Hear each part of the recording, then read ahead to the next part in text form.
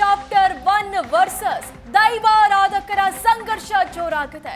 ದೈವಗಳ ಅವಹೇಳನ ಅತಿರೇಕಕ್ಕೆ ದೈವಾರಾಧಕರ ಅಸಮಾಧಾನ ವ್ಯಕ್ತಪಡಿಸಿದ್ದಾರೆ. ಅಪಚಾರ ಮಾಡೋರಿಗೆ ನಾನು ಬುದ್ಧಿ ಕಲಿಸ್ತೇನೆ ಅಂತ ದೈವ ನುಡಿ ನುಡಿದಿತ್ತು. ದೈವದ ನುಡಿಯ ಬಗ್ಗೆಯೇ ಈಗ ಸಾಮಾಜಿಕ ಜಾಲತಾಣಗಳಲ್ಲಿ ಅಪಹಾಸ್ಯ ಮಾಡಲಾಗ್ತಿದೆ. ದೈವ ಹೇಳಿದ್ದ, ದೈವ ನರ್ತಕ ಹೇಳಿದ್ದ ಅಂತ ಅಪಹಾಸ್ಯ ಮಾಡ್ತಿದ್ದಾರೆ. ಕಾಂತಾರ ಸಿನಿಮಾದ ಡೈಲಾಗ್ ಬಳಸಿ ದೈವ ನುಡಿ ವಿರುದ್ಧ ವ್ಯಂಗ್ಯ ಮಾಡಲಾಗ್ತಿದೆ. ಕರಾವಳಿಯಲ್ಲಿ ಕಾಂತಾರ ಚಾಪ್ಟರ್ 1 ವರ್ಸಸ್ ದೈವಾರಾಧಕರ ಸಂಘರ್ಷ ಜೋರಾಗಿದೆ. ದೈವ ನುಡಿಯ ವಿರುದ್ಧವೇ ಅಪಹಾಸ್ಯ ಮಾಡಲಾಗ್ತಿದೆ. ದೈವಗಳ ಅವಹೇಳನ ಅತಿರೇಕಕ ವರ್ತನೆಗೆ ಅಸಮಾಧಾನ ವ್ಯಕ್ತಪಡಿಸಲಾಗ್ತಿದೆ. ಅಪಚಾರ ಮಾಡೋರಿಗೆ ನಾನು ಬುದ್ಧಿ ಕಲಿಸ್ತೇನೆ ಅಂದಿತ್ತು ದೈವ. ಯಾವ ದೈವವು ಒಬ್ಬನನ್ನು ಕೊಲ್ಲಿಕ್ಕೆ ಅಲ್ಲ, ಒಬ್ಬನನ್ನು ರಕ್ಷಕ ಶಕ್ತಿ, ಭಕ್ಷಕ ಶಕ್ತಿ ಅಲ್ಲ. ದೈವ ಇಷ್ಟು ಹೇಳ್ತದೆ, ನೋಡು ನೀನು ಅನ್ಯಾಯ ಮಾಡಬೇಡ, ನಿನ್ನನ್ನು ನಾನು ಶಿಕ್ಷೆ ಮಾಡಿಕೊಡ್ತೇನೆ ನಿನಗೆ. ಅದು ವಿನಃ ನಿನ್ನನ್ನು ಕೊಂದು ಕಳೀತೇನೆ ಅಂತೇಳಿ ಅದು ಎಚ್ಚರಿಕೆ ವಿನಃ ಕೊಂದು ಯಾವ ದೈವವೂ ಕೊಂದು ಕಳೆಯುವುದಿಲ್ಲ. ನನ್ನನ್ನು ನಂಬುವುದಿಲ್ವ, ನಿನ್ನನ್ನು ನಂಬುವ ಹಾಗೆ ನಾನು ಮಾಡ್ತೇನೆ, ತಿರುಗಿ ವಿನಃ ಅದು ಶಿಕ್ಷೆ ಕೊಡುವ ಒಬ್ಬನನ್ನು ಸತ್ಯನಾಶ ಮಾಡಲಿಕ್ಕೆ ಯಾವ ದೈವವೂ ಅಲ್ಲ. ವಿಮರ್ಶಾತ್ಮಕವಾಗಿ ಇರಬೇಕು ವಿನಃ ಅದು ವಿಕಾರಾತ್ಮಕವಾಗಿ ಇರಬಾರ್ದು. ನಾವು ದೇವರನ್ನು ಎಷ್ಟು ನಂಬ್ತೇವೆ ಅದಕ್ಕಿಂತ ಹೆಚ್ಚು ದೈವಗಳನ್ನು ನಂಬ್ತೇವೆ. ಇಲ್ಲಿ ಇರುವಂತಹ ದರ್ಶನಾವೇಶದ ಎಲ್ಲ ವಸ್ತುಗಳು ಈ ದೈವಕ್ಕೆ ಸಂಬಂಧಪಟ್ಟದ್ದು. ನಾವು ಮನೆ ಮಂಚದಲ್ಲಿ ದೈವಗಳನ್ನು ಆರಾಧನೆ ಮಾಡ್ತೇವೆ. ನಮ್ಮನ್ನು ಹುಟ್ಟಿಸಿದವರ ಮೇಲೆ ನಂಬಿಕೆ ಇದ್ದರಿಂದ ಇದರಲ್ಲಿ ನಂಬಿಕೆ ಉಂಟು. ಯಾವುದೇ ವಿಚಾರ ಮಾಡುವಾಗ ಸ್ವಲ್ಪ ಈ ರಿಷಬ್ ಶೆಟ್ಟಿಯವರ ನೇತೃತ್ವದಲ್ಲಿ ಕೂಡ ಅವರು ಒಂದು ಒಳ್ಳೆಯ ಕೆಲಸ ಮಾಡಿದ್ದಾರೆ. ಆದರೆ ಇನ್ನೂ ಸ್ವಲ್ಪ ಒಂದು ಪ್ರಾಪರ್ ಇದಂಥ ಥಿಂಕ್ ಟ್ಯಾಂಕ್ ಅಂತ ಹೇಳ್ತೇವೆ ನಾವು, ಒಂದು ಸ್ವಲ್ಪ ಯೋಚನೆ ಮಾಡಬೇಕಿತ್ತು ಅನ್ನುವುದಾಗಿ. ಅದು ಮಾಡಿ ಆದ ನಂತರ ಅದು ತಪ್ಪು ಅಂತ ಹೇಳುವುದಲ್ಲ. ಕಾಂತಾರ ಟಾರ್ಗೆಟ್ ಅಲ್ಲ. ಮತ್ತು ರಿಷಬ್ ಸರ್ಗೂ ನಮಗೂ ಯಾವುದೇ ರೀತಿಯ ವೈಯಕ್ತಿಕ ಇದು ಇಲ್ಲ. ನಾವು ಇದಕ್ಕಿಂತ ಮುಂಚೆ ಬಂದಂತಹ ನಾಟಕಗಳಿಗೆ, ಯಕ್ಷಗಾನಗಳಿಗೆ, ಫಿಲ್ಮ್ಗಳಿಗೆ ನಾವು ಮಾತಾಡಿದ್ದೇವೆ. ಈವನ್ ತುಳು ಫಿಲ್ಮ್ ಒಂದು ಕಲ್ಜಿಗ ಅಂತ ಬಂದಿತ್ತು, ನಿಮಗೂ ಮಾಧ್ಯಮದವರಿಗೆ ಅದು ಚೆನ್ನಾಗಿ ಗೊತ್ತಿದೆ. ಆಗ ಕೂಡ ನಾವು ಅದರ ವಿರುದ್ಧ ಮಾತಾಡಿದ್ವಿ. ನಮ್ಮ ದೈವಾರಾಧನೆ ಅನ್ನುವಂಥ ಒಂದು ವಿಷಯ ಏನಿದೆ, ಇದೊಂದು ಪ್ರಿಮಿಟಿವ್ ಕಲ್ಚರ್, ಇದು ಪ್ರಾದೇಶಿಕ ಆಚರಣೆ. ಬೇರೆ ಯಾವುದನ್ನು ಬೇಕಾದರೂ ನೀವು ಪ್ರದರ್ಶನ ಕಲೆಯಾಗಿ ಉಪಯೋಗಿಸಬಹುದು, ದೈವಾರಾಧನೆಯನ್ನು ನೀವು ಉಪಯೋಗಿಸಬಾರ್ದು. ಈ ದೈವ ನರ್ತನವನ್ನು ಮಾಡುವಂಥದ್ದು, ನಮ್ಮ ಇಲ್ಲಿ ಭಂಡಾರದ ಈ ದೈವದ ಸಾಮಗ್ರಿಗಳನ್ನು ಬಳಸುವಂಥದ್ದು ಇದು ನಿಷಿದ್ಧ. ಇದನ್ನು ಈಗ ಅನುಕರಣೆ ಮಾಡುವಂಥ ಈ ಯುಗದಲ್ಲಿ ಇದು ತಪ್ಪು. ನನಗೆ ರಿಷಬ್ರವರು ಹೋಗಿ ದೈವ ಕೋಲಗಳಲ್ಲಿ ಅವರು ಭಾಗವಹಿಸಿದ್ದು ಗೊತ್ತಿದೆ, ಮತ್ತು ಅನುಮತಿ ಕೊಟ್ಟಂತಹ ಇದು ನಮ್ಗೆ ಗೊತ್ತಿಲ್ಲ. ಯಾಕೆ ಅವರು ಹೋದಂಥದ್ದು ಎಲ್ಲವೂ ಕುಟುಂಬ ದೈವಗಳದ್ದು. ನಮಗೆ ಪೆರಾರ ಜಾಗದ ಮೇಲೆ ಬಹಳಷ್ಟು ನಂಬಿಕೆ ಇದೆ. ಪ್ರಾರ್ಥನೆಗಳಲ್ಲಿ ಬರುವಂತಹ 4 ಪ್ರಾಮುಖ್ಯ ತುಳುವನಾಡಿನ ದೈವಸ್ಥಾನಗಳಲ್ಲಿ ಪೆರಾರ ಒಂದು. ಅಲ್ಲಿ ಬಲವಂಡಿ, ಪಿಲ್ಚಂಡಿ, ಮೂರುವೇರು ಉಳ್ಳಾಯ ಶಕ್ತಿಗಳಿರುವಂತಹ ಜಾಗದಲ್ಲಿ ಯಾವುದಾದ್ರೂ ಒಂದು ದೈವ ನುಡಿತು ಅಂದರೆ ಅದು ಸುಣ್ಣದ ಬೊಟ್ಟಿದ್ದ ಹಾಗೆ, ಅದು ಮತ್ತೆ ತಪ್ಪೋದಿಲ್ಲ. ಹಾಗಾಗಿ ನಮಗೆ ಅದೊಂದು ಗ್ರಾಮ ದೈವ, ಎಲ್ಲರನ್ನ ಕಾಪಾಡುವಂತಹ ದೈವ. ಅಲ್ಲಿ ಕೊಟ್ಟಂಥ ಮಾತುಗಳು ಸ್ಪಷ್ಟ ಮತ್ತು ನಾವು ಅದನ್ನು ತಗೊಂಡಿದ್ದೇವೆ. ಹಾಗಾಗಿ ದೈವಕ್ಕೆ ಬಿಟ್ಟಿದ್ದೇವೆ. ಹೌದು, ನನಗೂ ಈ ಬಗ್ಗೆ ಸಂಶಯ ಇದೆ. ಇದು ದೈವ ಹೇಳಿದ್ದ, ದೈವ ನರ್ತಕ ಹೇಳಿದ್ದ. ಯಾಕೆಂತಂದರೆ ಇಲ್ಲಿ ದೈವ ಕಟ್ಟಿದವರು ಕತ್ತಲ್ ಸರ್, ದಯಾನಂದ ಕತ್ತಲ್ ಸರ್, ಮೊದಲು ತುಳು ಅಕಾಡೆಮಿ ಅಧ್ಯಕ್ಷರಾಗಿದ್ದವರು. ಈ ಕಾಂತಾರ ಮೊದಲ ಭಾಗ ಬಂತಲ್ಲ, ಶುರು ಇದಾಗ ಬಂದಾಗಲೇ ಅವರು ಇದನ್ನು ವಿರೋಧಿಸಿದ್ರು. ಈಗ ದೈವದ ಅಪಚಾರ ಆಗಿದ್ದರೆ ವಿರೋಧಿಸುವುದಕ್ಕೆ ಅರ್ಥ ಇದೆ. ಈಗ ಸಿನಿಮಾದಲ್ಲಿ ರಿಷಬ್ ಶೆಟ್ಟರ ಕಾಂತಾರ ಮೊದಲ ಭಾಗ ಇರ್ಬೋದು, ಈಗಿನ ಚಾಪ್ಟರ್ 1 ಇರ್ಬೋದು, ಎರಡೂ ನಾನು ನೋಡಿದ್ದೇನೆ, 2 ಸಲ ನೋಡಿದ್ದೇನೆ. ಸೊ ಎಲ್ಲಿ ಕೂಡ ದೈವಾರಾಧನೆಗೆ ಅಪಚಾರ ಆಗಲಿಲ್ಲ. ದೈವದ ಘನತೆಗೆ, ಪಾವಿತ್ರ್ಯತೆಗೆ, ಗಾಂಭೀರ್ಯತೆಗೆ ಎಲ್ಲೂ ಧಕ್ಕೆ ಆಗಲಿಲ್ಲ. ನಾನೀಗ ಸುಮಾರು 21 ವರ್ಷ ಅಧ್ಯಯನ ಮಾಡಿದವಳು ಈ ಕ್ಷೇತ್ರದಲ್ಲಿ, ಹಾಗೆ ನನಗೆಲ್ಲೂ ಕಾಣಲಿಲ್ಲ. ಇನ್ನೊಂದು ಏನು ಹೇಳೋದಂದರೆ, ದೈವ ಕೊಂದದೆ ದೈವ ಸಂಹಾರ ಮಾಡೋದಿಲ್ಲ ಎಲ್ಲಿ ಕೂಡ. ಅದು ಇದರಲ್ಲಿ ತೋರಿಸಿದೆ ಅಂತ, ಗುಳಿಗ ದೈವ ಮೊದಲಿದಲ್ಲಿ ತೋರಿಸಿದೆ, ಇದರಲ್ಲೂ ತೋರಿಸಿದೆ ಅಂತ. ದೈವಗಳು ಸಂಹಾರ ಮಾಡಿದ ಕಥಾನಕಗಳಿವೆ. ನಾನೀಗ 21 ವರ್ಷದಲ್ಲಿ 1253 ದೈವಗಳ ಪಾಡ್ದನ ಆಧಾರಿತ, ಐತಿಹ್ಯ ಆಧಾರಿತ ಮಾಹಿತಿಯನ್ನು ಸಂಗ್ರಹ ಮಾಡಿ ಬರೆದದ್ದು. ಅದರಲ್ಲೇ ನಾನು ಪೊಯ್ಯತ್ತಾಯಿ ದೈವದ ಬಗ್ಗೆ ಬರೆದೇನೆ. ಪೊಯ್ಯತ್ತಾಯಿ ದೈವ ಎದುರು ಸಿಕ್ಕಿದ ಜನರನ್ನು ಸಿಗದು ನಾಶ ಮಾಡಿ ಬಿಸಾಡುವ ಕಥೆ ಇದೆ. ಆಮೇಲೆ ಕತ್ತಲೆಕಾನ ಗುಣಿಗ ಚಾಮುಂಡಿಗೆ ದ್ರೋಹ ಮಾಡಿದಂತಹ ಗಣಪತಿ ಭಟ್ಟ ಎನ್ನುವನನ್ನು ಸಂಹಾರ ಮಾಡಿದ ಕಥೆ ಇದೆ. ಅದೇ ರೀತಿ ಬೇರೆ ದೈವಗಳ ಕಥಾನಕದಲ್ಲಿ ಕೂಡ ದೈವಗಳು ಕೊಲ್ಲುವ ಕಥಾನಕ. ಕಾಂತಾರ ಚಿತ್ರ ಮೊದಲನೆಯ ಭಾಗ ಇದು ಚಾಪ್ಟರ್ 1. ಕಾಂತಾರ ಬಿಡುಗಡೆಯಾದಾಗಲೂ ವೀಕ್ಷಕರಿಂದ ಅದು ಬೇಕು ಅಂತ ಮಾಡಿದ್ರು ಅಥವಾ ಅವರ ನಿಯಂತ್ರಣ ಮೀರಿ ಅದರಲ್ಲಿ ಅಷ್ಟರ ಮಟ್ಟಿಗೆ ಇನ್ವಾಲ್ವ್ ಆಗಿದ್ದಕ್ಕಾಯಿತು. ಬಟ್ ಕೆಲವು ಅತಿರೇಕದ ವರ್ತನೆಗಳು ಕಾಣಿಸುತ್ತೆ. ಇದರ ಬಗ್ಗೆ ದೈವಕ್ಕೆ ಅಪಚಾರ ಆಗಿದೆ, ದೈವದ ಅನುಕರಣೆ ಮಾಡಬಾರ್ದು,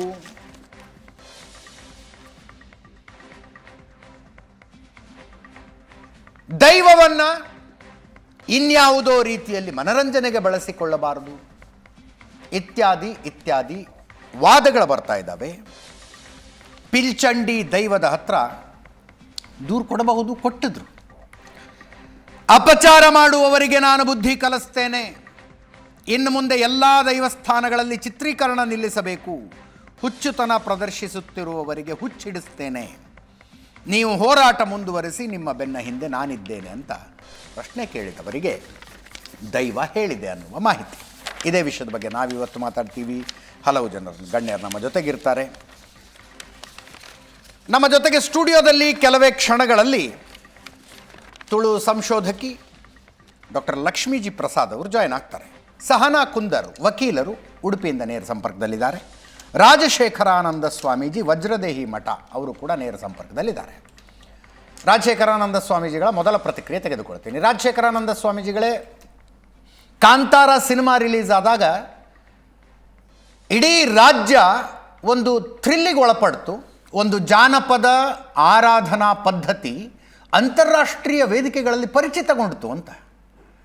ಸಿನಿಮಾ ಅನ್ನುವಂಥದ್ದು ಬಹಳ ಪವರ್ಫುಲ್ ಮೀಡಿಯಮ್, ಇದು ತುಂಬ ಶಕ್ತಿಶಾಲಿಯಾದ ಮಾಧ್ಯಮ. ನಮ್ಮ ಕಲೆ ಸಂಸ್ಕೃತಿ ಇವೆಲ್ಲವನ್ನೂ ಕೂಡ ಪ್ರಪಂಚಕ್ಕೆ ಪರಿಚಯಿಸಬಹುದು. ಅದನ್ನು ರಿಷಬ್ ಶೆಟ್ಟರು ಬಹಳ ಯಶಸ್ವಿಯಾಗಿ ಬಳಸಿಕೊಂಡರು. ಕರಾವಳಿಯ ನಂಬಿಕೆಗಳು, ಮಲೆನಾಡಿನ ದೈವಗಳು, ಇವುಗಳನ್ನು ಅಂತಾರಾಷ್ಟ್ರೀಯ ಮಟ್ಟಕ್ಕೆ ಈ ಸಂಸ್ಕೃತಿಯನ್ನು ಪರಿಚಯಿಸಿದರು. ಆದರೆ ಈ ಸಂದರ್ಭದಲ್ಲಿ ಕೆಲವು ಅತಿರೇಕಗಳು ಆಗ್ತವೆ. ಅಂಥ ಅತಿರೇಕಗಳನ್ನು ನೋಡ್ತಾ ಇದ್ದೀವಿ ನಾವು.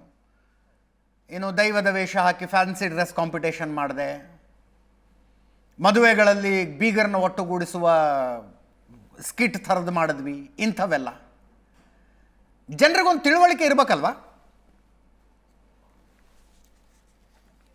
ಅದು ಪ್ರಸ್ತುತವಾಗಿ ರಿಷಬ್ ಶೆಟ್ರು ಚಲನಚಿತ್ರದ ಮುಖಾಂತರ ಯಾವ ರೀತಿಯಲ್ಲಿ ನಮ್ಮ ನಂಬಿಕೆ, ನಮ್ಮ ಕರಾವಳಿಯ ಸಂಸ್ಕೃತಿ ಏನಿದೆ ಅದನ್ನು ಜಗತ್ತಿಗೆ ಏನು ಪರಿಚಯಿಸಬೇಕು ಅನ್ನುವ ಒಂದು ಇರಾದೆಯಿಂದ ಇಂತಹ ಒಂದು ಕಲ್ಚರ್ ಅನ್ನ ತಗೊಂಡು ಹೋಗಿ ಇಡೀ ವಿಶ್ವ ಮೆಚ್ಚಿಕೊಂಡಿತೋ, ಇದರಲ್ಲಿ ಎಡರು ತೊಡರುಗಳನ್ನ ಹುಡುಕುವವರು ಬಹಳ ಮಂದಿ ಇರ್ತಾರೆ. ಯಾಕೆ ಗೊತ್ತಾ ಅಜಿಜ್ಜಿ, ಇದು ಯಶಸ್ಸಿನ ಮೈಲಿನಲ್ಲಿ ಇದೆ. ಇದು ಯಶಸ್ಸಿನ ಮೈಲಿನಲ್ಲಿರುವಾಗ ಚರ್ಚೆ ಬರುವುದು ಸಹಜ. ಇಂತಹ ಕೆಲವು ಚಲನಚಿತ್ರಗಳು ಥಿಯೇಟರಿಗೆ 1-4 ದಿವಸ ಬಂದು ಹೊರಗೋಗಿದೆ, ಅದರ ಬಗ್ಗೆ ಯಾರು ಚರ್ಚೆ ಮಾಡ್ತಾ ಇಲ್ಲ. ಯಾಕೆ ಅಂದ್ರೆ ಅದು ಪ್ರಚಾರದಲ್ಲಿಲ್ಲ. ಇದು ತುಂಬಾ ಪ್ರಚಾರದಲ್ಲಿದೆ, ಯಶಸ್ಸಿನಲ್ಲಿದೆ. ಯಶಸ್ಸಿನಲ್ಲಿರುವಾಗ ಕಾಲ್ಕೆರೆಯುವವರು ಇದ್ದೇ ಇರ್ತಾರೆ, ಅದರ ಬಗ್ಗೆ ತಲೆಕೆಡಿಸಿಕೊಳ್ಬಾರ್ದು. ಯಾಕೆ ಅಂತಂದ್ರೆ ಮೊನ್ನೆ ಒಬ್ರು ಈ ದೇಶದ ಗೌರವಾನ್ವಿತ ರಾಷ್ಟ್ರಪತಿಗಳು ಚಲನಚಿತ್ರವನ್ನ ನೋಡಿ ಓಹ್ ಅಮೇಸಿಂಗ್ ಅಂದ್ರಲ್ಲ. ಈ ಒಂದು ವಿಷಯ ಅಂದ್ರೆ ಕರಾವಳಿಯ ಸಂಸ್ಕೃತಿಯನ್ನ ಬುಡಕಟ್ಟು ಜನಾಂಗದ ಒಬ್ಬ ತಾಯಿ ಆ ರೀತಿಯಲ್ಲಿ ಅದನ್ನ ಉದ್ಘೋಷ ಮಾಡಿದ್ದು ಯಾಕೆ ಅಂತಂದ್ರೆ ಕರಾವಳಿಯ ಸಂಸ್ಕೃತಿ ಈ ರೀತಿ ಇದೆಯಲ್ವಾ ಅಂದ್ರೆ ತುಂಬಾ ಹೆಮ್ಮೆ ಪಟ್ಟುಕೊಂಡು ಹೇಳಿದ ಉದ್ಘೋಷ ಅದು. ಹಾಗಿರುವುದರಿಂದ ನಾವು ಈ ವಿಷಯವನ್ನ ಗೌರವದಿಂದ ನೋಡಬೇಕೇ ಹೊರತು ಅದರಲ್ಲಿ ನಮ್ಮ ಕಟ್ಟುಪಾಡುಗಳು ಆಚರಣೆಗಳು ಅಂತ ಅದಕ್ಕೆ ತಳಕು ಹಾಕಬಾರದು. ಅಲ್ಲ, ಆಚರಣೆಗಳು ಇರ್ತವೆ, ಅದ್ರ ಬಗ್ಗೆ ಗೌರವ ಇರುತ್ತೆ. ಅಂದ್ರೆ ಸಿನಿಮಾ ತಂಡ ಆ ಆಚರಣೆಗಳನ್ನು ಇನ್ಯಾವುದೋ ರೀತಿಯಲ್ಲಿ ತಿದ್ದಿ ತೀಡಿ ಪ್ರಸ್ತುತಪಡಿಸಿಲ್ಲ, ಇಲ್ಲ ಅಲ್ವಾ? ಇಲ್ಲ, ಅದಕ್ಕೆ ಹೇಳಿದ್ದು ತಳಕು ಹಾಕಬಾರದು ಅಂತ. ಹೌದು. ಆಮೇಲೆ ಆ ಸಂದರ್ಭದಲ್ಲಿ ಈ ದೈವಗಳ ಮಹತ್ವ ಮತ್ತು ಶಕ್ತಿ, ಐತಿಹ್ಯ ರಿಷಬ್ ಶೆಟ್ಟರಿಗೆ ಬಹಳ ಸ್ಪಷ್ಟವಾಗಿ ಗೊತ್ತಿದೆ. 2022ರಲ್ಲಿ ಅನುಮತಿ ಕೇಳಿದ್ರು ಅವರು ದೈವಗಳ ಹತ್ರ. ಹೌದು ಹೌದು, ಪಂಜುರ್ಲಿ ದೈವದ ಹತ್ರ ಅನುಮತಿ ಕೇಳಿದ್ರಂತೆ, ಅಣ್ಣಪ್ಪ ಪಂಜುರ್ಲಿ ದೈವದ ಹತ್ರ. ಹೌದು, ಎಚ್ಚರಿಕೆ ಕೊಡ್ತಂತೆ ಪಂಜುರ್ಲಿ ದೈವ, 10 ಹೆಜ್ಜೆ ಇಟ್ಟು ಕಾಂತಾರ ಸಿನಿಮಾ ಮಾಡಿದ್ದೀರಿ, ಇದಕ್ಕೆ 100 ಹೆಜ್ಜೆ ಇಡಿ ಅಂತ ಅಣ್ಣಪ್ಪ ಪಂಜುರ್ಲಿ ದೈವ. ಅಂದರೆ ನಿಯಮಗಳು ಉಲ್ಲಂಘನೆಯಾಗದಂತೆ ಏನೇನು ಮಾಡಬಹುದು ಮಾಡಿ ಅನ್ನುವ ಅರ್ಥ ಬರುತ್ತೆ ಅಂತ ಅನ್ಕೋತೀನಿ ನಾನು ಅದನ್ನು. ಹೌದು ಹೌದು, ಅಲ್ವಾ? ಒಪ್ಪಿಕೊಳ್ಬಹುದು. ಪಂಜುರ್ಲಿ ದೈವದ ನರ್ತನದ ವೇಳೆ ಎಚ್ಚರಿಕೆಯ ನುಡಿಯೊಂದು ಬಂದಿತ್ತು ಅಂತ. ಹೌದು. ಜೊತೆಗೆ ಧರ್ಮಾಧಿಕಾರಿ ವೀರೇಂದ್ರ ಹೆಗ್ಗಡೆ ಅವರ ಅನುಮತಿ ತಗೊಳ್ಬೇಕು ಅಂತ ದೈವ ಸೂಚಿಸಿತ್ತು. ಹೌದು.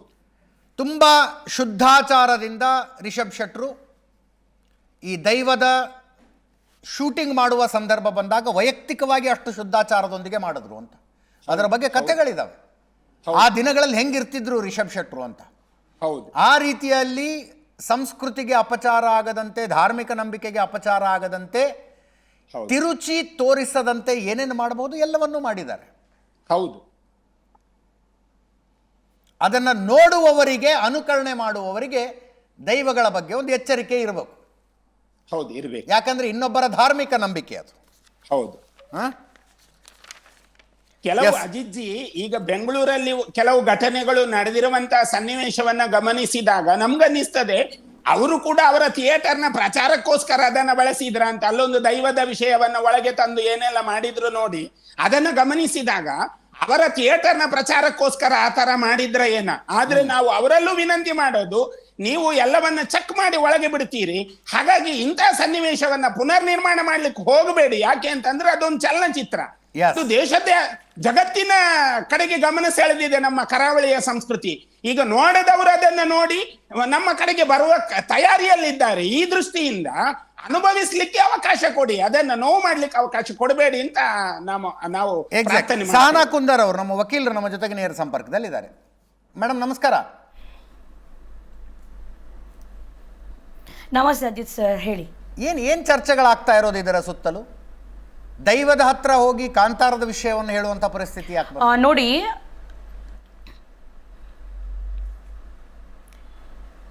ಅಜಿತ್ ಸರ್ ಕೇಳಿಸ್ತಾ ಇದೆ, ಮಾತಾಡ್ತಾ ಹೋಗಿ. ನೋಡಿ, ನಾನು ಸ್ವಾಮೀಜಿಯವರು ಹೇಳಿದಂಥ ಮಾತುಗಳಿಗೆ ನನಗೆ ಮಾತಾಡ್ಲಿಕ್ಕಿದೆ. ಅವ್ರು ಹೇಳಿದ್ರು ಕಾಂತಾರ ಪ್ರಚಾರದಲ್ಲಿದೆ, ಫೇಮಸ್ ಆಗಿದೆ, ಅದಕ್ಕೋಸ್ಕರ ಮಾತಾಡ್ತಾರೆ ಅಂತ. ನಾನು ಅದನ್ನು ಮೊದಲು ಅಲ್ಲಗಳಿಲಿಕ್ಕೆ ಇಷ್ಟಪಡ್ತೇನೆ. ನಮ್ದು ಕಾಂತಾರ ಟಾರ್ಗೆಟ್ ಅಲ್ಲ, ರಿಷಬ್ ಶೆಟ್ರು ಟಾರ್ಗೆಟ್ ಅಲ್ಲ.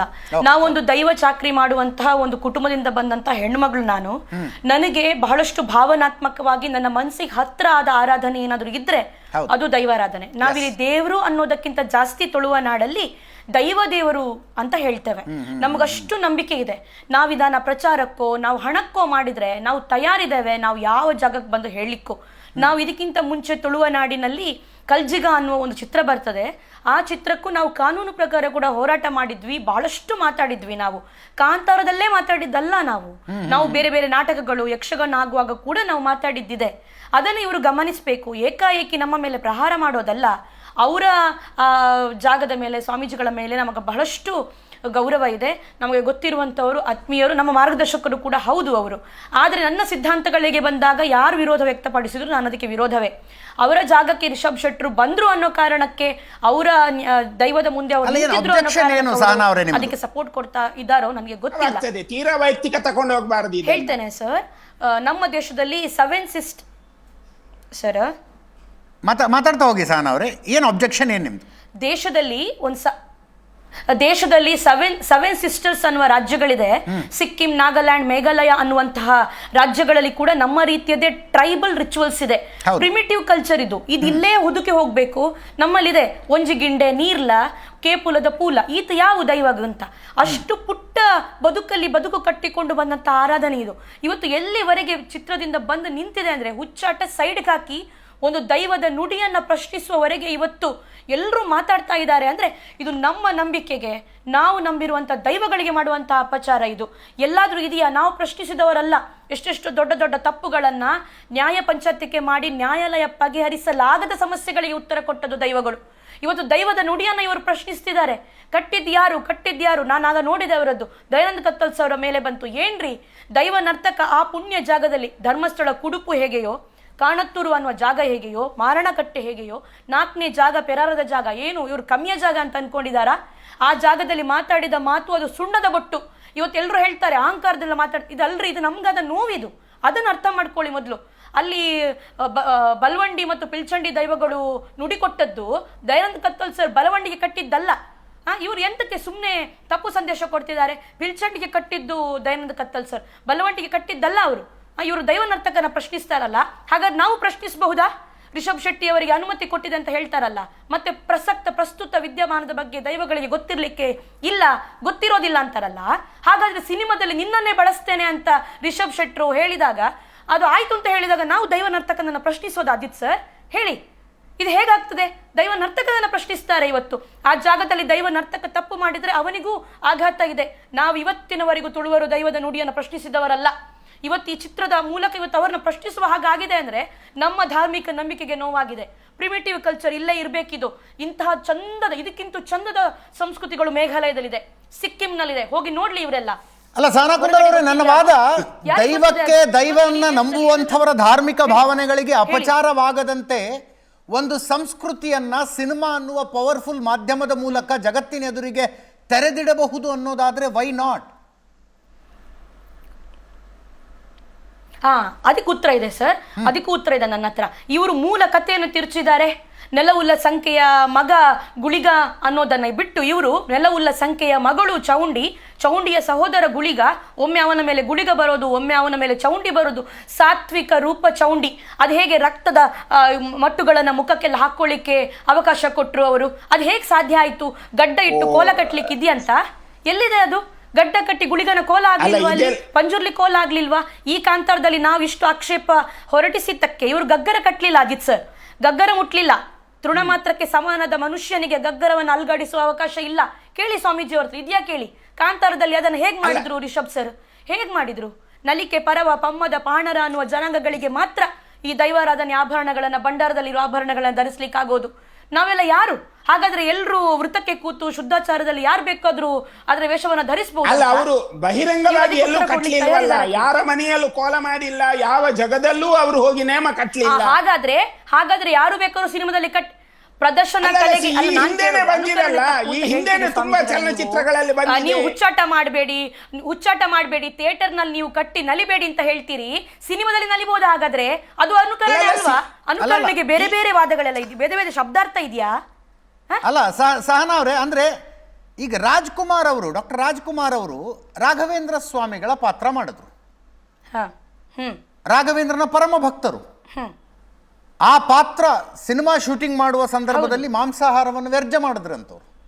ನಾನು ಆ ಪಾತ್ರ ಮಾಡ್ತಾ ಇದ್ದೀನಿ ಅಂತಂದ್ರೆ ರಾಘವೇಂದ್ರ ಸ್ವಾಮಿಗಳ ಪಾತ್ರವನ್ನು ನಾನು ಮಾಡ್ತಾ ಇದ್ದೀನಿ ಅಂದರೆ ಅವರ ಮಹಿಮೆಗೆ ಅಪಚಾರವಾಗುವಂಥದ್ದು ಏನು ಮಾಡಬಾರದು ಅಂತ. ಹೌದು. ಅಷ್ಟೊಂದು ಭಕ್ತಿಯೊಂದಿಗೆ ಈಗ ರಾಜ್ಕುಮಾರರು ಯಾವ ಜಾತಿ, ಅವರು ರಾಘವೇಂದ್ರರ ಗುರು ರಾಘವೇಂದ್ರರ ಮಾಡಬಹುದಾ? ಈ ಪ್ರಶ್ನೆಗಳನ್ನು ಕೇಳಬಾರ್ದ? ನಾನು ದಯವಿಟ್ಟು ಕ್ಷಮಿಸಿ, ನಾನು ಕರಾವಳಿಯವನಲ್ಲ. ಕಾಂತಾರ ಸಿನಿಮಾ ಬರುವ ತನಕ ನನಗೆ ದೈವಗಳ ಬಗ್ಗೆ ಅಷ್ಟಾಗಿ ಗೊತ್ತಿರಲಿಲ್ಲ. ನಾನು ಈಗ ಕರಾವಳಿ ಕಡೆ ಹೋದ್ರೆ ನಾನು ಕೊರಗಜ್ಜನ ದೇವಸ್ಥಾನ ಅಂದ್ರೆ ನಾನು ನಿಂತು ನಮಸ್ಕಾರ ಮಾಡ್ತೀನಿ. ಪಂಜುರ್ಲಿ ಅರ್ಥ ನನಗೆ ಈಗ ಗೊತ್ತಾಗಿದೆ.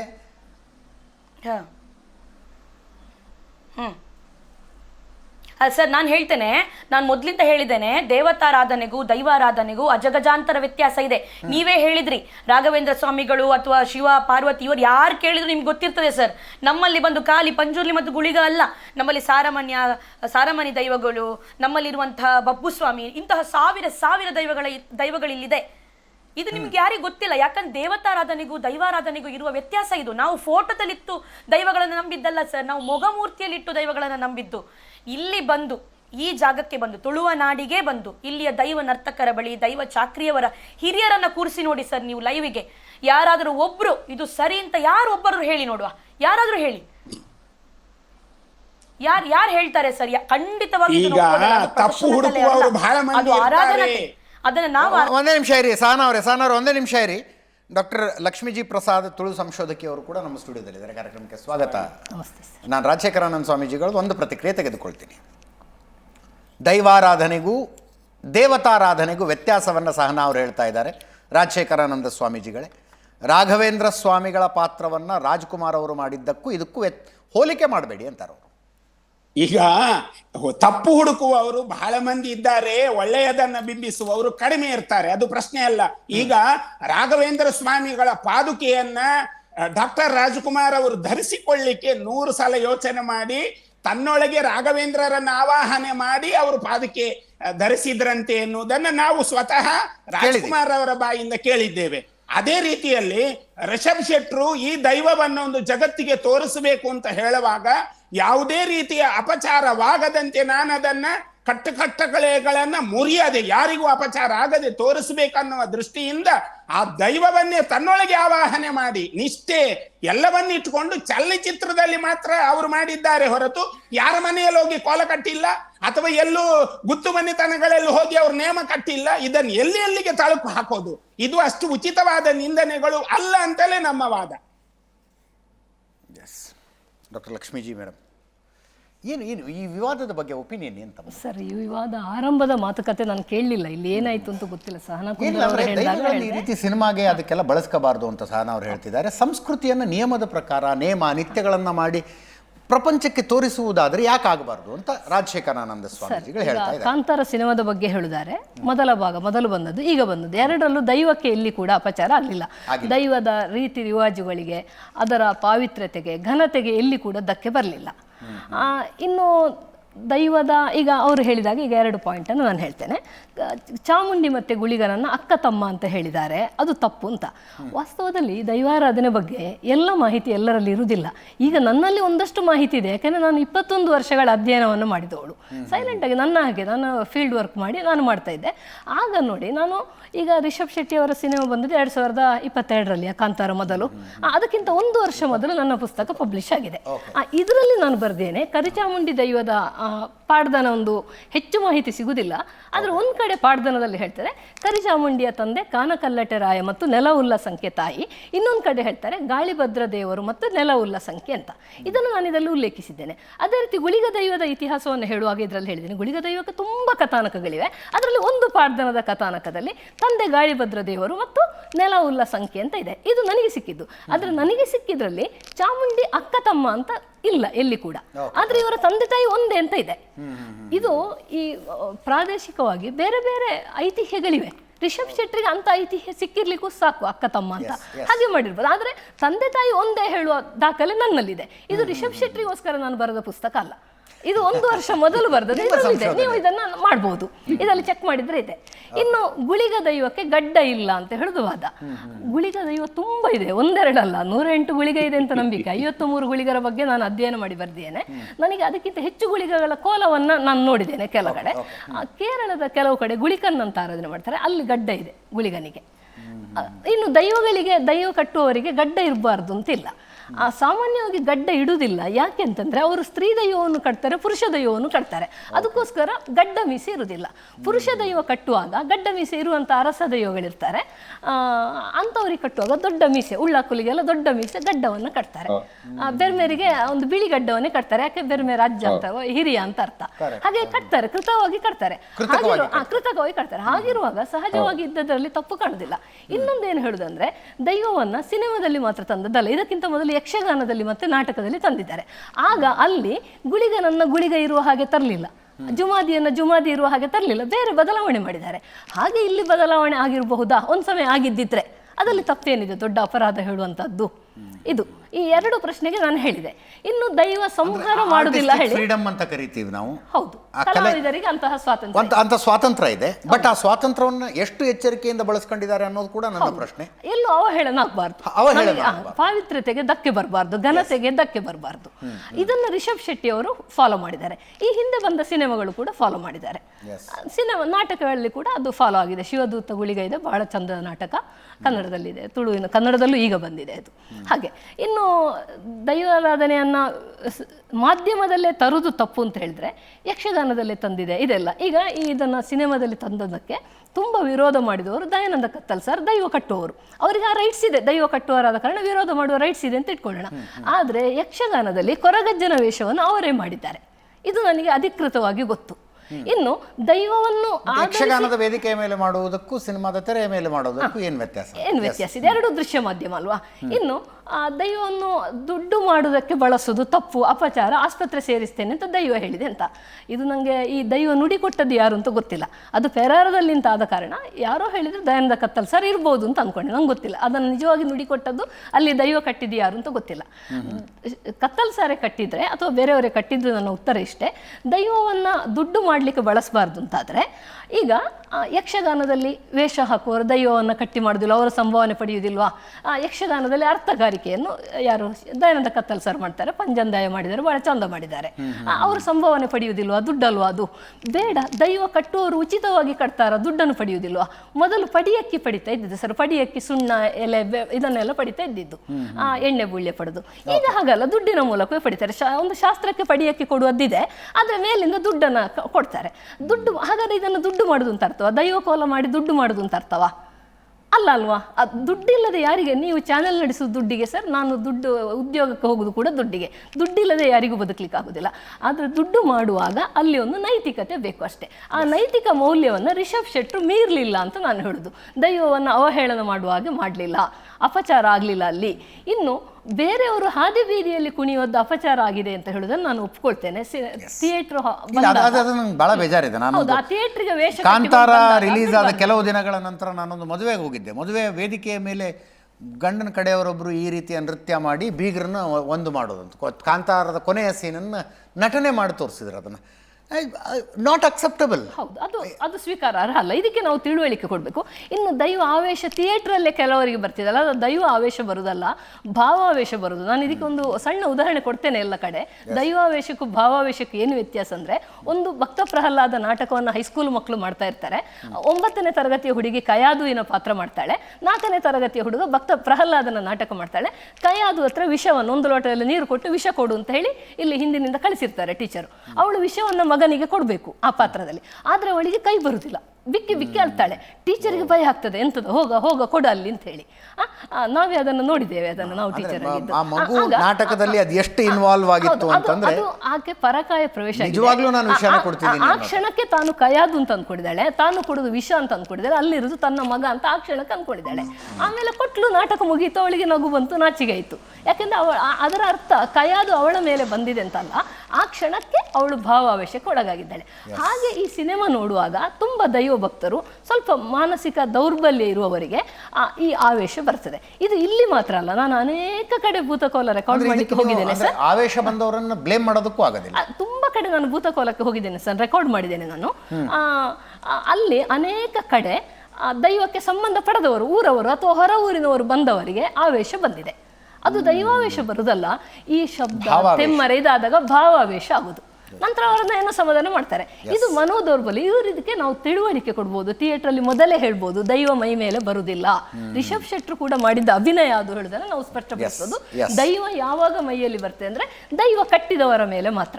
ಅದಕ್ಕೆ ಯಾರ್ಯಾರು ಕಟ್ಲಿಕ್ಕಾಗುದಿಲ್ಲ. ಪರವ ಪಂಬದ ನಲಿಕೆಯವರನ್ನುವ ಸಮುದಾಯ ಇದೆ, ಅವರು ಪರಂಪರೆಯಿಂದ ದೈವ ಕಟ್ಟಬೇಕು. ಅವರಿಗೆ ಬಳೆ ಕೊಡುದು, ಬಳೆ ಇಡುದು ಹೇಳುವ ಸಂಪ್ರದಾಯ ಇದೆ. ಅದಾದ ನಂತರ ದೀಕ್ಷೆ ಪಡೆದ ನಂತರ ಅವರು ದೈವ ಕೊಟ್ಟುದು. ಆಗ ಪಾಡ್ದನ ಹೇಳಿ 10-15 ಕಟ್ಲೆ ಅಂತ ಹೇಳಿ ಕಟ್ಟಲೆಗಳಿವೆ, ಅದನ್ನು ಮುಗಿಸಿ ಕಟ್ಟಳೆಗಳ ಬಗ್ಗೆ ಮಾತಾಡ್ತೀನಿ, ಇಲ್ಲಿ ನಿಯಮಗಳ ಬಗ್ಗೆ ಮಾತಾಡ್ತೀನಿ. ಸಹನಾ ಕುಂದರ್ ವಕೀಲರು ಮತ್ತೆ ನಮ್ಮನ್ನ ಜಾಯ್ನ್ ಆಗಿದ್ದಾರೆ. ಸಹನಾ ಕುಂದರ್ ಅವರೇ, ನಿಮ್ಗೆ ಡಿಸ್ಕನೆಕ್ಟ್ ಆಯಿತು.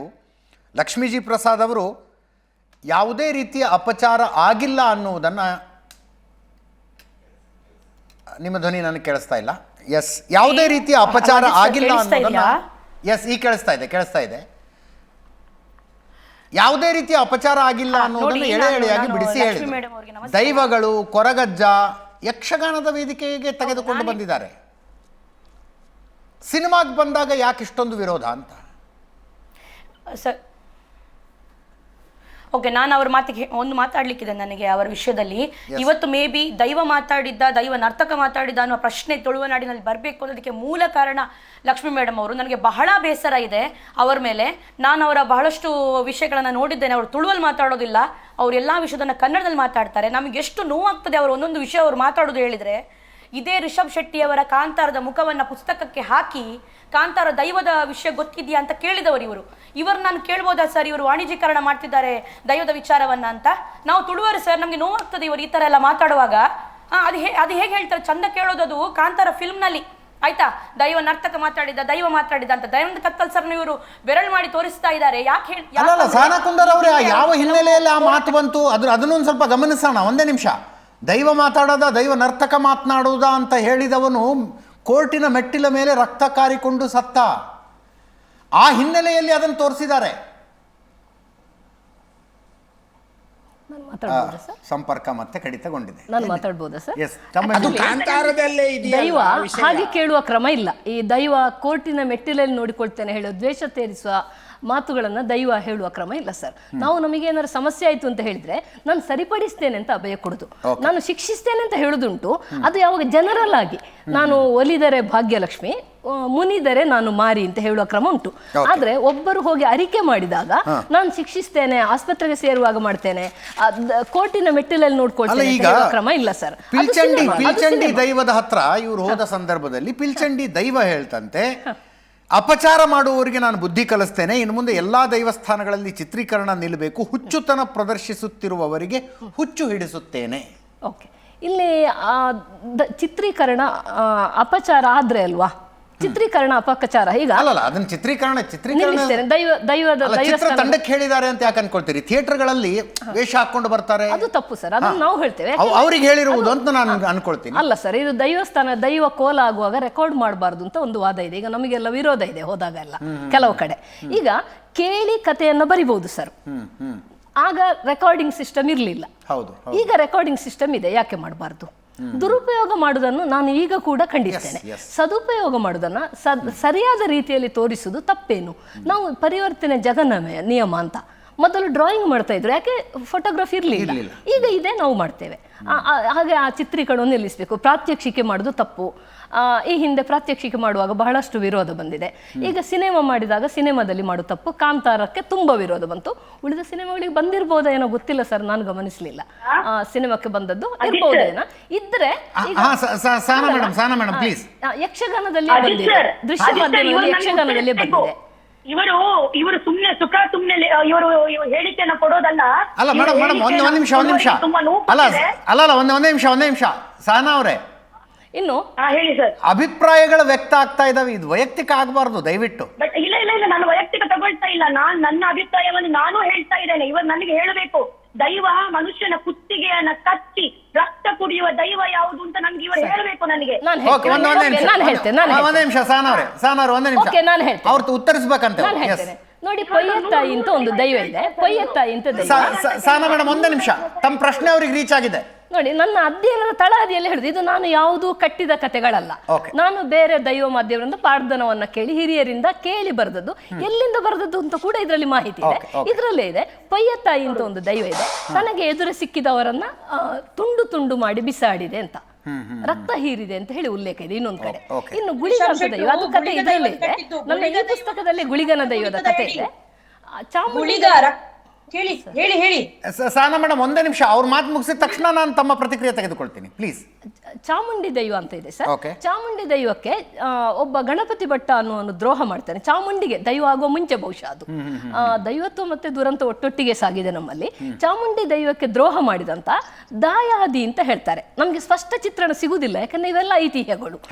ಗಣಪತಿ ಭಟ್ಟ ಅನ್ನುವ ದಾಯಾದಿಯನ್ನ ಕತ್ತಲೆ ಕಾನದ ಗುಳಿಗ, ಈ ಕತ್ತಲೆ ಕಾನದ ಗುಳಿಗ ಈ ಸಿನಿಮಾದಲ್ಲಿ ಉಲ್ಲೇಖ ಬಂದಿದೆ. ಆ ಕತ್ತಲೆ ಕಾನದ ಗುಳಿಗ ಸಂಹರಿಸ್ತಾನೆ ಹೇಳುವ ಕಥಾನಕ ಉಂಟು ಸರ್.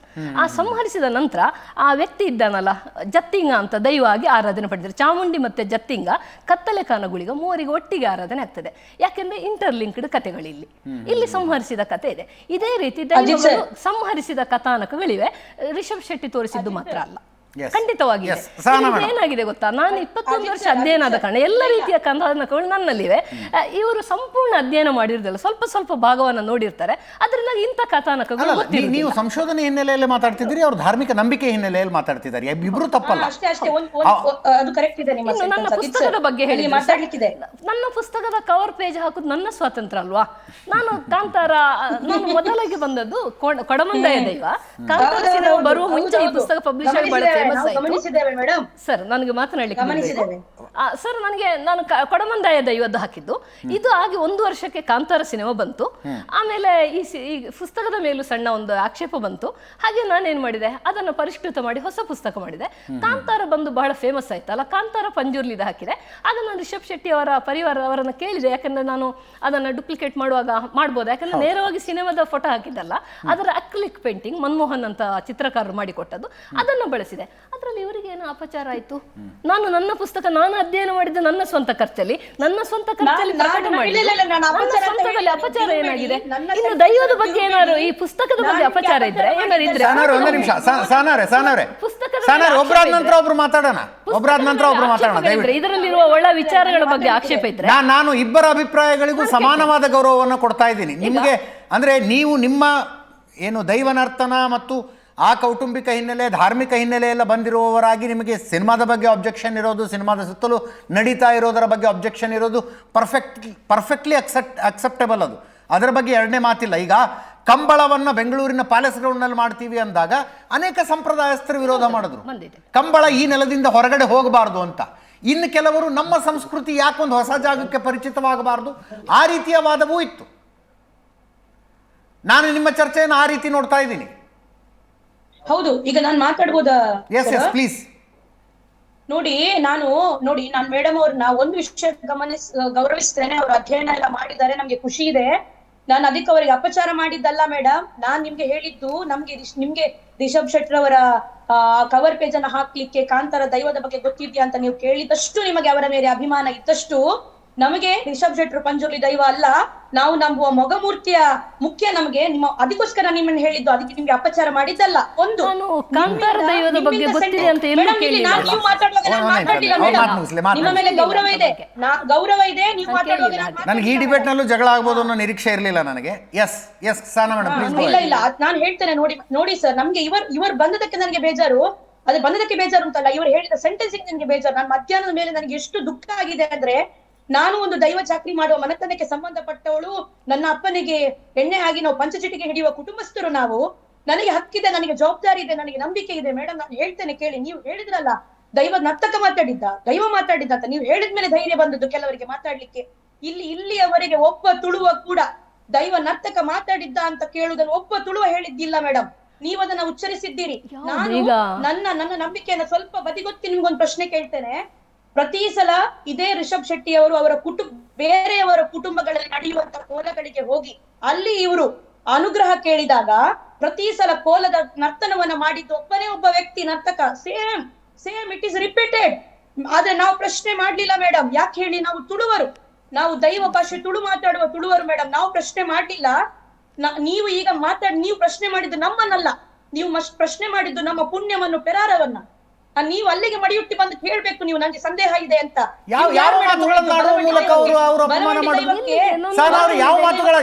ಯಾವ ಮಾತು ದೈವಕ್ಕೆ ಅಪಚಾರ ಅಂತ ಅನಿಸ್ತು ತಮಗೆ? ನನ್ನ ಎಲ್ಲಿದೆ ಹೇಳಿದ್ರು ಸರ್, ದೈವ ನರ್ತಕ ಕಟ್ಟಿದ್ದಂತ, ದಯಾನಂದ ಕತ್ತಲ್ ಸರ್ ಕಟ್ಟಿದ್ದಂತ ಬಲ್ವಂಡಿ ದೈವಕ್ಕೆ ಇವರಿಗೆ ಗೊತ್ತಿದೆ ಅಂತ ಕೇಳಿ ಸರ್. ನಾನು ಅದು ದಯಾನಂದ ಕತ್ತಲ್ ಸರ್ ಕಟ್ಟಿದ್ದ ಅಂತ ವಿಚಾರಿಸಿದ್ದೇನೆ. ದಯಾನಂದ ಸರ್ ಕಟ್ಟಿದ್ರೆ ಸ್ವಲ್ಪ ಈಗ ದೈವದ ನುಡಿ ಕೊಟ್ಟದ್ದು ನಾನು ಹೇಳ್ಬೋದಾ? ದೈವದ ನುಡಿ ಕೊಟ್ಟದ್ದು ದಯಾನಂದ ಕತ್ತಲ್ ಸರ್ ಆಗಿದ್ದರೆ ಸ್ವಲ್ಪ ಪೂರ್ವಾಗ್ರಹ ಇರ್ಬೋದು ಅಂತ ಡೌಟ್. ಯಾಕಂದ್ರೆ ದಯಾನಂದ ಕತ್ತಲ್ ಸರ್ ದೈವ ಕಟ್ಟುವ ಮುಕ್ತ ವ್ಯಕ್ತಿ ಅಲ್ಲ, ಅವರು ರಾಜಕೀಯವಾಗಿದ್ದಾರೆ, ತುಳು ಅಕಾಡೆಮಿ ಅಧ್ಯಕ್ಷರಾಗಿದ್ರು. ಕಟ್ಟಿದ್ದು ದಯಾನಂದ ಕತ್ತಲ್ ಸರ್ ಅಲ್ಲ. ದಯಾನಂದ ಕತ್ತಲ್ ನಿಮ್ಮ ಹೇಳಿಕೆ ನಂಗೆ ಗೊತ್ತಿಲ್ಲ. ಆಗಿದ್ರೆ ನಾನು ಆಗಿದ್ದಾರೆ ಅಂತ ನಾನು ಹೇಳಿದೆ. ನಾನು ಆಗಿದ್ದಾರೆ ಅಂತ ಹೇಳಿದೆ. ಅವ್ರು ಕಟ್ಟಿದ್ದಲ್ಲ. ಆಯ್ತು, ಅಲ್ಲ ಅಂದ್ರೆ ಅಲ್ಲ. ಅವ್ರ ಹೇಳಿಕೆ ಹಿಂದೆ ತಗೊಳ್ತಾರೆ ಕೇಳಿ. ಅಜಿತ್ ಸರ್ ಅವ್ರ ಹೇಳಿಕೆಯನ್ನ ಹಿಂದೆ ತಗೊಳ್ತಾರಾ ಕೇಳಿ ಸರ್. ದಯಾನಂದ್ ಸರ್ ಕಟ್ಟಿದ್ದಲ್ಲ ಬಲವಂಡಿ ದೈವಕ್ಕೆ, ಹೇಳಿಕೆ ತಗೊಳ್ತಾರಾ? ನಂಗೆ ಗೊತ್ತಿಲ್ಲ. ನನಗೆ ಹೌದಾಗಿದ್ದಾರೆ ಅವ್ರು ಸಣ್ಣ ಸಂಶಯವೊಂದನ್ನು ಕೇಳಿದ್ರು, ಅದರ ಅರ್ಥ ದೈವದ ಮೇಲೆ ನಂಬಿಕೆ ಇಲ್ಲ ಅನ್ನುವ ಭಾವ ಅಲ್ಲ. ಅದಾಗಿದ್ರೆ ಆ ಸಂಶಯ ಇದ್ದಿದ್ರಿಂದ ಅವ್ರು ಉದ್ಗಾರ ತೆಗೆದದ್ದು ದೈವ ನರ್ತಕ ಹೇಳಿದ್ದ ಅಂತ. ಈಗ ಅವ್ರು ಕಟ್ಟಿದ್ದಲ್ಲ ಅಂತ ಅಂತ ಪದವೇ ಇಲ್ಲ. ದಯವಿಟ್ಟು ಅಂತ ಪದ ಇಲ್ಲ. ಕಾಂತಾರದಲ್ಲಾದ್ರೂ ದೈವ ಹೇಳಿದ್ದ, ದೈವ ನರ್ತಕ ಹೇಳಿದ್ದ ಅನ್ನುವ ವಾಕ್ಯವನ್ನು ಹೇಳಿದ ಪಾತ್ರ ಏನಾಗುತ್ತೆ ಅಂತ ತೋರಿಸುವ ಮೂಲಕ ಮತ್ತೊಮ್ಮೆ ಆ ದೈವದ ಮಹತ್ವವನ್ನೇ ಎತ್ತಿ ಹಿಡಿದದ್ದು ಅಂತ ನನ್ನ ಅಭಿಪ್ರಾಯ. ಅದಲ್ಲ ಸರ್, ನಿನ್ನೆ ಬಹುಶಃ ಪಬ್ಲಿಕ್ ಟಿವಿಯಲ್ಲಿ ನಾನು ಮಾತಾಡಿದ್ದೆ. ನೆನಪಿರ್ಬೇಕು. ನಿನ್ನೆಯ ಬೆಳಿಗ್ಗೆ ಬಹುಶಃ ಯಾವಾಗ ಇವರಿಗೆ ವಿವಾದ ಆಯ್ತು ಅಂತ ನಂಗೆ ಗೊತ್ತಿಲ್ಲ. ನಾನು ಬೇರೆ ವರ್ಕಲ್ಲಿ ಇದ್ದೆ. ರಾಜಕೀಯ ಸ್ವಾಮೀಜಿ ಬರ್ತೀನಿ ನಾನು, ಒಂದೇ ನಿಮಿಷ ಇರುವ. ಕಾಂತಾರ ಮತ್ತು ಕಾಂತಾರದ ಸುತ್ತಲಿನ ವಿವಾದಗಳು, ಇದು ಮತ್ತೊಮ್ಮೆ ದೈವದ ಮೊರೆ ಹೋಗುವ ಹಂತಕ್ಕೆ ಬಂದಿದೆ. ರಾಜಶೇಖರಾನಂದ ಸ್ವಾಮೀಜಿಗಳು ನಮ್ಮ ಜೊತೆಗಿದ್ದಾರೆ. ರಾಜಶೇಖರಾನಂದ ಸ್ವಾಮೀಜಿಗಳೇ, ಸಿನಿಮಾ ಮತ್ತು ಸಿನಿಮಾದ ಮೂಲಕ ಮನರಂಜನೆ ಅಂತಂದರೆ ಪ್ರೇಮ ಕಥೆಗಳು, ಎಲ್ಲೋ ವಿದೇಶದಲ್ಲಿ ಶೂಟಿಂಗ್ಗಳು, ಫೈಟಿಂಗ್ಗಳು, ಹೀಗೆ ಇದ್ದಂಥ ಸಂದರ್ಭದಲ್ಲಿ ನಮ್ಮ ಮಧ್ಯದ ಕೆಲವು ಪ್ರತಿಭಾವಂತರು ತಮ್ಮ ಊರಿನ ಕಥೆಗಳನ್ನು, ತಮ್ಮ ಬೇರಿನ ಕಥೆಗಳನ್ನು ತಗೊಂಡು ನಾವು ಪ್ರಪಂಚಕ್ಕೆ ತೋರಿಸ್ತೀವಿ ಅಂತ ಬಂದಿದ್ದಾರೆ. ಇದು ಸ್ವಾಗತಾರ್ಹ ಬೆಳವಣಿಗೆ ಅಂತ ನನಗನ್ಸುತ್ತೆ. ಹೌದು. ಹೀಗಿರುವಾಗ ಯಾರ ಧಾರ್ಮಿಕ ನಂಬಿಕೆಗೂ ಧಕ್ಕೆ ಬಾರದಂತೆ ಎಚ್ಚರಿಕೆ ವಹಿಸುವ ಜವಾಬ್ದಾರಿ ಕೂಡ ಅವ್ರ ಮೇಲೆ ಇರುತ್ತೆ. ಹೌದು. ಅದನ್ನು ಅವರು ಮತ್ತೆ ಮತ್ತೆ ಪ್ರೇಕ್ಷಕರಿಗೆ ಮಾತ್ರ ಅಲ್ಲ, ಆ ಧಾರ್ಮಿಕ ನಂಬಿಕೆಯವರು ಇರುವವರಿಗೂ ಕನ್ವೆ ಮಾಡ್ತಾರೆ. ನಾನು ಇಷ್ಟು ನಿಯಮ ನಿತ್ಯಗಳನ್ನು ಪಾಲಿಸಿ, ಇಷ್ಟು ಅನುಮತಿಯನ್ನು ಪಡೆದು ಇಂಥದ್ದೊಂದು ಸಿನಿಮಾ ಮಾಡಿದ್ದೀನಿ, ಆ ಪಾತ್ರದ ಶೂಟಿಂಗ್ ಇರುವ ಸಂದರ್ಭದಲ್ಲಿ ನಾನು ಇಷ್ಟು ಕಟ್ಟುನಿಟ್ಟಾದ ಜೀವನ ಶೈಲಿಯನ್ನು ಅಳವಡಿಸಿಕೊಂಡಿದ್ದೆ, ಇದನ್ನು ಹೇಳ್ತಾರೆ ಅವರು. ಇದನ್ನು ಧಾರ್ಮಿಕ ನಂಬಿಕೆ ಇರುವವರು ಹೇಗೆ ಸ್ವೀಕರಿಸಬೇಕು, ಆ ಧಾರ್ಮಿಕ ನಂಬಿಕೆಯಿಂದ ಅಪರಿಚಿತರಾಗಿರುವಂಥವರು ಸಿನಿಮಾನ ಕೇವಲ ಸಿನಿಮಾನಾಗಿ ನೋಡ್ತಿರ್ತಾರಲ್ಲ, ಅವ್ರು ಹೇಗೆ ಸ್ವೀಕರಿಸಬೇಕು? ನಮ್ಮಲ್ಲಿ ದೈವಗಳಿಗೆ 16 ಕಟ್ಲೆಗಳು ಅಂತ ಇದ್ದಾವೆ. ನಮ್ಮಲ್ಲಿ ದೇವರಿಗೆ ಹೇಗೆ ಷೋಡಶೋಪಚಾರ ಪೂಜೆ ಇದೆಯಲ್ಲ, ಹಾಗೆ ನಮ್ಮಲ್ಲಿ 16 ಕಟ್ಲೆಗಳು ಅಂತ ಇದ್ದಾವೆ. ಅವನು ಸ್ನಾನ ಮಾಡುವುದರಿಂದ ಎಣ್ಣೆ ಬೂಳಿಯ ತಕೊಂಡು ಗಗ್ಗರ ಕಟ್ಟಿ ಪ್ರಾರ್ಥನೆ ಹೇಳಿ ಅಂದ್ರೆ ಪನಿವಾರ ಸ್ವೀಕರಿಸುವುದು, ಆವಾರ ಸ್ವೀಕರಿಸುವ ನುಡಿಕಟ್ಟಿನವರೆಗೆ ಈ 16 ಕಟ್ಲೆಗಳು ದೈವದ ಕೊಡಿಯಡಿಯಲ್ಲಿ ನಡೆಯುತ್ತದೆ. ಇವರು ಚಲನಚಿತ್ರದಲ್ಲಿ ಎಲ್ಲೂ ಅದನ್ನ ಬಳಸಿಕೊಳ್ಳಿಲ್ಲ. ನಿಂದೆ ಆಗಬೇಕಾದ್ರೆ ಅದನ್ನು ಅವ್ರು ಬಳಸಿಕೊಳ್ಬೇಕಿತ್ತು. ಬಳಸಿಕೊಳ್ತಿದ್ರೆ ನಿಂದೆ ಆಗ್ತಿತ್ತೋ ಏನೋ ಅಂತ ಒಂದು ಊಹಾಪೋಹ ಸಂಶಯವನ್ನ ನಾವು ವ್ಯಕ್ತಪಡಿಸಬಹುದು, ಅಥವಾ ಅದರ ಬಗ್ಗೆ ತಿಳಿದುಕೊಂಡಂತ ಜಾನಪದ ವಿದ್ವಾಂಸರಿಂದ ಅದನ್ನು ತಿಳ್ಕೊಳ್ಬಹುದು. ಇದು ಯಾರೂ ಅಲ್ಲದವರು ಈಗ ಮಾತಾಡೋದು. ಇದು ಒಂದು. ಎರಡನೆಯದ್ದು, ಪ್ರಸ್ತುತವಾದಂತಹ ಸನ್ನಿವೇಶದಲ್ಲಿ ಗುಳಿಗನ ಪಾತ್ರ ಏನು ಬಂತಲ್ಲ, ಅದಕ್ಕಿಂತ ಹಿಂದೆನೆ ನಮ್ಮಲ್ಲಿ ತುಂಬಾ ನಾಟಕಗಳು ಬಂದಿದೆ. ಅವಾಗ ಯಾರು ಇದನ್ನ ಪ್ರತಿಭಟಿಸಿ, ಒಂದೇ ಸೆಕೆಂಡ್ ಇರಿ, ನಾನು ಸಾನಾ ಕುಂದರ್ ಅವ್ರ ಹತ್ರ ಅದಕ್ಕೊಂದು ಒಪಿನಿಯನ್ ತಗೊಂಡು ಬಿಡ್ತೀನಿ. ನಾಟಕದ ವೇದಿಕೆಯ ಮೇಲೆ, ಯಕ್ಷಗಾನದ ವೇದಿಕೆಯ ಮೇಲೆ ಗುಳಿಗ, ಕೊರಗಜ್ಜ, ದೈವಗಳು ಬಂದಾಗ ಇಲ್ಲದೆ ಇರೋ ಆಬ್ಜೆಕ್ಷನ್ ಸಿನಿಮಾದ ಪರದೆ ಮೇಲೆ ಬಂದಾಗ ಯಾಕೆ ಅಂತ ಸರ್, ನಾನು ಸ್ವಾಮೀಜಿಯವರಿಗೆ ಮೊದಲು ಹೇಳಿದ್ದೆ, ನಾವು ನಾಟಕಗಳಿಗೂ ವಿರೋಧ ವ್ಯಕ್ತಪಡಿಸಿದ್ದೇವೆ. ಸ್ವಾಮೀಜಿಗಳೇ, ಮಂತ್ರ ದೇವತೆ ಅನ್ನುವ ಒಂದು ನಾಟಕ ಮಾಡಿದ್ರು ಸರ್. ಸಮಯ ತುಂಬಾ ಕಡಿಮೆ ಇದೆ, ಇಲ್ಲಿ ನಾಟಕ ಯಕ್ಷಗಾನಗಳು ತುಳುನಾಡಿನಲ್ಲಿ ಮಾತ್ರ ನಡೆಯೋದು. ಅದಕ್ಕೆ ವಿರೋಧ ಇಲ್ಲ ಅಂತಲ್ಲ, ವಿರೋಧ ಇದೆ. ಅದನ್ನ ಬೇರೆ ಕಡೆ ಯಾರು ನಾಟಕ ಯಕ್ಷಗಾನಗಳು ನಡೆಯೋದಿಲ್ಲ, ಇಲ್ಲಿ ಮಾತ್ರ ನಡೀತದೆ. ಇನ್ನೊಂದು ಮಂತ್ರ ದೇವತೆ ಅನ್ನುವ ನಾಟಕದಲ್ಲಿ ಪಂಚಜಿಟಿಗೆ ಹಿಡಿಲಿಕ್ಕೆ, ಮಂತ್ರ ದೇವತೆ ಅನ್ನುವ ದೈವಕ್ಕೆ ಇಲ್ಲಿ ಜೀಟಿಗೆ ಇಲ್ಲ ಸರ್. ಪಂಚಜಿಟಿಗೆ ಹಿಡಿದು ಆ ಕಡೆ ಈ ಕಡೆ ಎಲ್ಲ ನಾವು ದುರ್ಸು ಅಂತ ಹೇಳ್ತೇವೆ.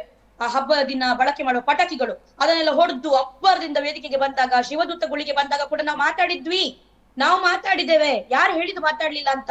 ಅದು ಈಗಿನ ಅನುಕರಣೆ ಮಾಡುವ ಯುವ ಜನತೆಯ ಈ ಬೇಡದ ಹುಚ್ಚಾಟಗಳನ್ನು ನೋಡಿಯೇ ನಾವು ಅದನ್ನ ವಿರೋಧಿಸ್ತಾ ಇರೋದು. ದೈವದಲ್ಲಿ ಕೇಳಿದೆ ಯಾವಾಗ? ದೈವದಲ್ಲಿ ಆಗ ಅರಿಕೆ ಮಾಡಿದ್ದಾರೆ ಈ ತರ ಅನಾಚಾರ ಆಗ್ತಿದೆ ಅಂತ, ಅಪಾಚಾರ ಆಗ್ತಿದೆ ಅಂತ ದೈವದಲ್ಲಿ ಅರಿಕೆ ಮಾಡಿದೆಯಾ? ಮೇಡಮ್, ಒಂದ್ ನಿಮಿಷ ಸರ್, ಇವರಿಗೆ ನಾನು ಉತ್ತರ ಕೊಡ್ತೇನೆ. ನೀವು ದೈವದ ಬಳಿ ಕೇಳಿದ್ರ ಅಂತ ಕೇಳ್ಬೇಡಿ. ಯಾಕಂದ್ರೆ ನಾವು ಕೇಳಿ ಅದೇನಾದ್ರು ಹೇಳಿದ್ರೆ ನೀವು ಕೇಳ್ತೀರಿ ನಾಳೆ ದೈವ ನರ್ತಕ ಮಾತಾಡಿದ್ದ, ದೈವ ಮಾತಾಡಿದ್ದ ಅಂತ. ಅದನ್ನ ಹೇಳಿಕ್ ಹೋಗ್ಬೇಡಿ ಮೇಡಮ್ ನೀವು. ನನ್ನ ಅಭಿಪ್ರಾಯವನ್ನು ಹೇಳುವ ಸ್ವಾತಂತ್ರ್ಯ ನನಗಿದೆ. ಧನ್ಯವಾದ ಮೇಡಮ್, ಧನ್ಯವಾದ ಈ ಚರ್ಚೆಯಲ್ಲಿ ಭಾಗಿಯಾಗಿಸಿದ್ದಕ್ಕೆ. ಇದರೊಂದಿಗೆ ಇವತ್ತಿನ ಲೆಫ್ಟ್ ರೈಟ್ ಹ್ಯಾಂಡ್ ಸೆಂಟರ್ ಮುಗಿಸ್ತಾ ಇದ್ದೀನಿ. ನೇರ ದಿಟ್ಟ ನಿರಂತರ ಸುದ್ದಿಗಾಗಿ ನೋಡ್ತಾ ಇರಿ ಏಷ್ಯಾನೆಟ್ ಸುವರ್ಣ ನ್ಯೂಸ್.